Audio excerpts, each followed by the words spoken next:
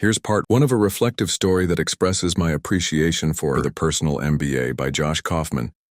How the Personal MBA changed the way I see business. Part 1.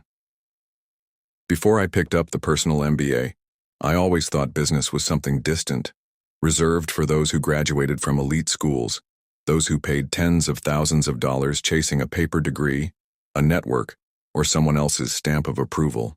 I used to believe that success in business was about fitting into someone else's system. Josh Kaufman quietly broke that illusion. The first thing that struck me was the idea of mental models.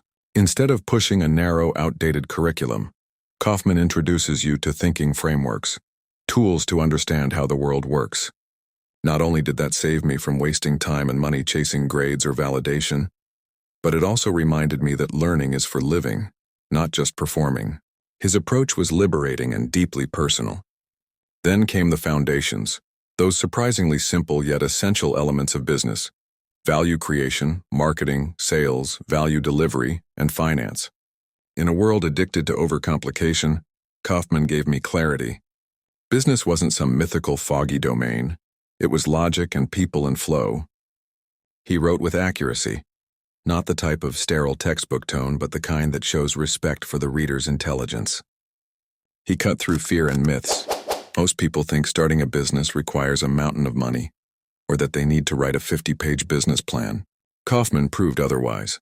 The way he framed risk, progress, and entrepreneurship, he made it feel possible, even thrilling. His influences mattered too. Charlie Munger, with his wisdom on multiple mental models, didn't just shape Kaufman's writing. It shaped me too. I remember reading how Kaufman had explored so many books before he discovered Munger. That moment felt real to me, because I too had searched and read and wandered, until I found something that actually clicked. Kaufman made business feel like learning how to think. And here's the surprise: business isn't a monster to slay. It's not an endless grind that swallows souls. Not if you're doing it with the right intention. The way Kaufman wrote about business made it sound like a restless adventure. For the curious, for the builders, for the ones who can't help but create. And I found myself among them.